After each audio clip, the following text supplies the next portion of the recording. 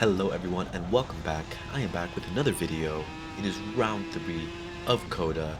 This happened back in February, so you can tell I'm a little backed up with the videos, but we're gonna get straight into it. As you can tell, I am the first one to go out for qualifying. I'm gonna go out there, I'm gonna be brave. No one else wants to go because everyone wants to slipstream. It's super windy, the straights are super long, and I don't know, I guess everyone is just scared. And I'm like, you know what? I'm not scared. I'm going to go out there and then I'm going to make all of you think I'm going to go out there first. So clearly, no one is with it on the strategy like me. They're just, they're just gullible. I don't know what else to say. They're just absolutely gullible. No one wanted to go and they're just like, oh, if I go first, I'm not going to get any slipstream. Just pull over, bro. So, with that incredible intelligence that we've had, what can we do in terms of putting in a lap? Way more important. So, we do have some slipstream. We have our teammate in front of us. We trust our teammate. Our teammate is going to do well. And we are not going to, mess each other up. I would say the lap, has its flaws. But overall, it's pretty decent. Obviously, there's always rooms for improvement. If there wasn't, then, spoiler alert, I would have qualified first. So, as we start to wrap up this lap, this braking zone, right there, I was kind of like playing with it. I noticed some people don't go all the way out past the curb. Some people stay within it. When you go over that curb, it's kind of like a transition point where the cart might get a little bit loose, but I kind of liked it that way. A little bit out of topic, but whatever. We ended up qualifying 5/10 off pole. I remember when I got out of the car, I was like 5/10. Based on what we've seen on round 1 and 2, yes, we'll get into that in just a sec about what exactly happened right there. But based on round 1 and 2, I was like, you know what? I'm really happy with this. I probably qualified pretty far up. No, turns out everybody was super close, but at the end of the day, what do you expect? That's why we come here, to be racing super close with people and to hopefully be a little bit more aggressive, because we dove in on the inside and then we kind of just let everyone get past us on the outside. So not what you want to be doing there. Right here, I'm going to try to slot myself back in as they kind of just fight a little bit for position and place. This here, I don't know what I was thinking. I don't know. Whatever. I should have just slotted back in and kind of like push this dude along, but whatever. Instead, I decided to just like go for a jump or whatever. And he's like, bro, let's think. Let's work together. Let's do this. And then he's like, actually, no, you can go ahead and pass. And I'm like, okay, yeah, cool, bro. I'll go ahead and do that. And then our other boy behind us is like, oh, I'm gonna try that as well. But if you notice, if you're looking at the rear view camera, he only waved me by, which is the reason I was the only one to go past. So I don't know, people just trying to help me out, as he actually, I don't know, he must have like looked back and been like, oh, that was super frustrating because you almost hit me right in the back. And then right here we see the old speed sense little trio going on, all fighting for position. Helps me out because I'm currently in no man's land, as I kind of like go a little bit too harder on the brake right there. But the whole pack is right there in front of us. Then we have Taylor slightly right there in front of us, a little bit disconnected with the pack, but we have about 7 million wide, and 7 million wide is usually going to lead to at least one person going off. So you could see how all that fighting immediately brought us back into contention. I had to give a little bit of a lift so I don't shove Taylor and I guess deploy the pushbacks that have already been deployed. Kind of one of the things that I guess you never really know how hard of a hit you need to hit someone for the pushbacks to deploy or not. Also, just like, you don't really want to risk that. I haven't been running with them enough to like understand how much force they can take. I think they can take a pretty decent amount of force. I don't know, at least it feels like it when some people hit you, but yeah, that's besides the point. Kind of like me absolutely blowing the braking zone through there, and let's see, losing 1 position, 2 positions, absolutely incredible stuff. So yeah, if you have an opportunity to overtake, try not to blow it on the brakes, and I don't know, you might actually come out better than me. So as we are about not really halfway through the race, we still have some pretty decent packs. It's started to spread just a little bit more. I feel like things are becoming, the racing is becoming a little bit more teamworky versus I want to kill you and you want to kill me, and I don't know. Typically, as people just start to work together a little bit more, things kind of start to separate, and then you'll have one person go for an overtake right there, and you see that we immediately, that pack of 4 cards split from the other 4 pack of cards. And then we also have the leading 4 out on front as well. So it's just a matter of someone makes a move, someone else makes a move, and then everything starts to get a little bit disconnected. But yeah, I don't know. We're happy through the race. This dude's gonna make an overtake. I'm again just a little bit too hard on the brakes. You can see that back end kind of kicking out. You want to be just before that, like, you know, you don't want to be getting sideways into the braking zone. You want to be, you know, stable and stuff. Another thing, that this is the era of me holding the steering wheel incorrectly. I've now fixed that, I promise. You can probably see that on some of like the onboards that you sometimes see me post that isn't just like a race commentary and everything like that, because frankly it's just easier to post, you know. But you know, that also helps, just getting your hands in the correct place on the steering wheel, pushing at the right point on the curb on the steering wheel, and you'll feel that, you know, the cart is actually just a little bit more stable. You get a little bit more feedback, and you start to understand what exactly the cart likes and doesn't like. Because in a way, you need to remember that if the cart weighs, let's say the minimum weight was here 360, and I was weighing with gear and everything about like 180, maybe a little bit more. So you're half the weight of the cart. So if you can kind of act as a chassis and, you know, make sure that, I don't know, make sure that the cart is also being consistent through there. Because when you think about it like as a convertible, right? When you take the top off a convertible, what happens to the body, right? It gets kind of like soft, and you need to have more reinforcements. Now, imagine you as the roof. So you are the one who can kind of give the chassis those reinforcements, that stability going through the corners. And the way that you do that is by pushing on the steering wheel, pushing on the foot pegs, doing all that stuff, and overtaking people when you need to. Now, one thing you need to remember is to sometimes defend when that happens, because pretty much what just happened is I passed him, sweet. He passed me, not sweet.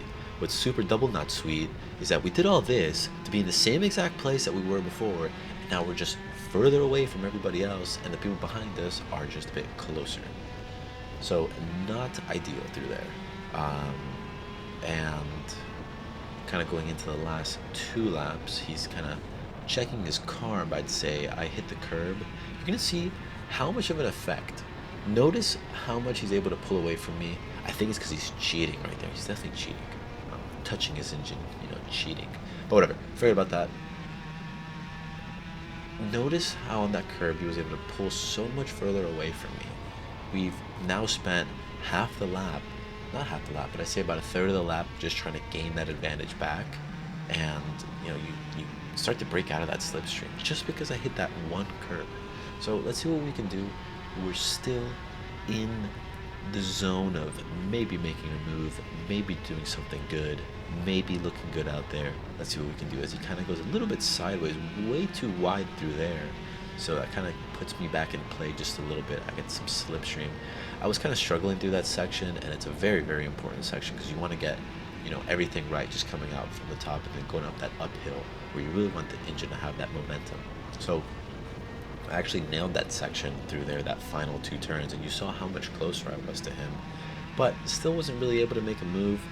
He's going to kind of come back in on me right here, and I'm going to maybe see, he's going to go slow through here. I want to see if maybe I can make a move through here, and he goes defensive, but a bit too late, so he hits me. He kind of like apologized right there in the moment, and look how he hits the curb now, and he's not able to go into the inside just like he did on me before. I also went defensive, a little bit more defensive than I did last time, to allow that not to happen, because I was thinking that he's right behind me. I didn't know that he hit the curb and something like that would have happened.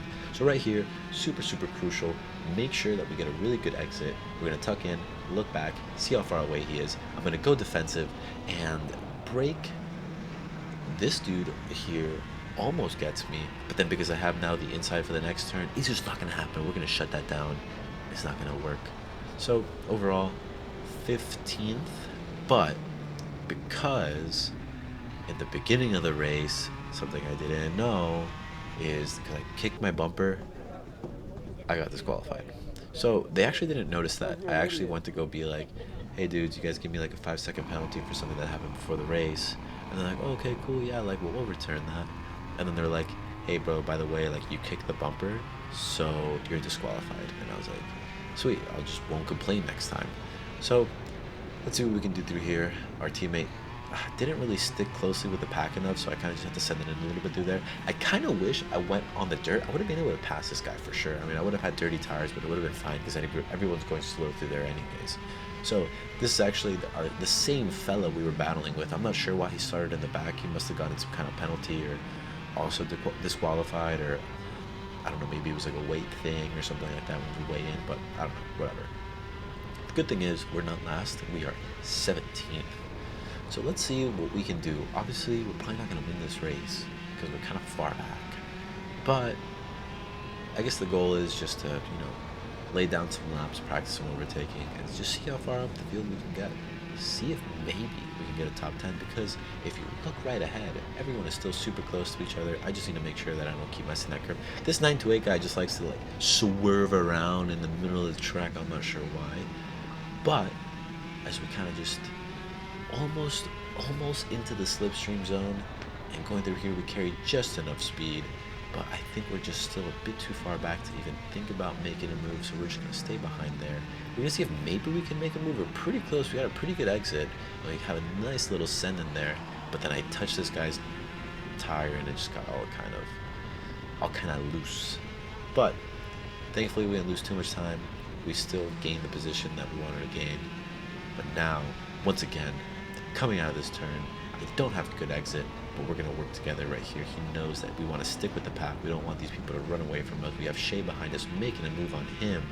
So it's very, very crucial for us to stay in the slipstream. I'm tucking in, making myself nice and slippery through there. We have some overtaking going on, and this is where I need to be a little bit more aggressive. I mean, he was a bit further away, so I couldn't really just keep pushing him off the field. He kind of had the advantage there anyways. But people would just do that. They're like, oh, you're on the outside. Oh, yeah, cool. Here's the grass. That's just kind of how racing is here sometimes. But maybe I don't need to, be like that. But just be slightly more aggressive, be more assertive with my track position instead of just kind of, giving in on other people and just losing out on that, right? I mean, it's their fault that they're all the way out there. It's not my fault. But the good thing is we're still, again, close with the pack. We still have a good opportunity here.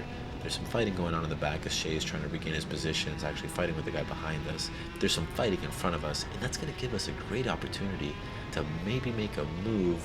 I have slipstream, but so does everybody else, so it's going to be a little bit tricky through here. We're going to see if we can maybe make a move, and this is what I'm talking about. Being assertive with the track position, showing them, hey, I'm here, I'm not going to give, you're all the way out on the marbles, bro, you got to figure it out. And with that, we're able to gain a lot more spots. We have Bryce Stevens, the one himself, the photographer. Have you ever seen him? Actually, he does, photography, reels, all that stuff.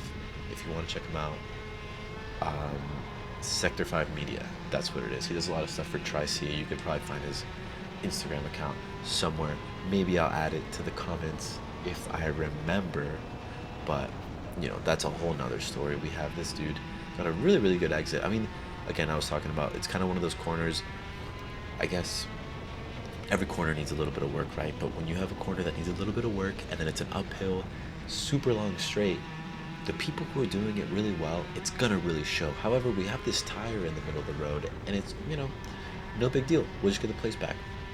And they're looking out for us. Somebody's looking out for us, but I'm pretty sure somebody else probably bent at least an axle. Now, we're going to see what we can do here. Once again, not going defensive. And then losing 2 more places. I guess I might have just been caught off guard through there. I don't know. The important thing is to not get caught off guard once again. We have this guy all the way out. I'm not sure. That is about the farthest out I've ever seen anybody ever in my, in my 10 days of being at this track. I am not sure how that ended up there. He must have gotten pretty pushed. Probably someone got a penalty, because I know at the end of the race I did make a few more places because of penalties. This guy almost kills me, but We were also able to make up some more positions because of just like other things that went on. You will notice though that I'm still having these issues with the GoPro, so very, very soon you're gonna see the front camera die. And actually, I think this one was my fault. No, actually, no, this wasn't my fault yet. The cameras were just being ridiculous. But as you can see, there was a lot of like stuff going on that was kind of stressing me out a little bit, kind of like this. Thankfully, I didn't notice that going on behind me. We have our teammate out there stalled. Clearly something happened there, probably something not good. We have some more battling going on, and let's see here. Yeah, kind of expected after all those sends they were trying to make, but whatever. I came out well through there. But yeah, I will be releasing the next video very shortly. I will try to remember to add Sector 5 there. They've like seen, I think if you've seen the clip of me winning the Tri-C round 8 on the 206, they were the ones that gave me the clips for that. So yeah, I'll be back. I hope you enjoyed. Comment and like and donate money so I can do this more.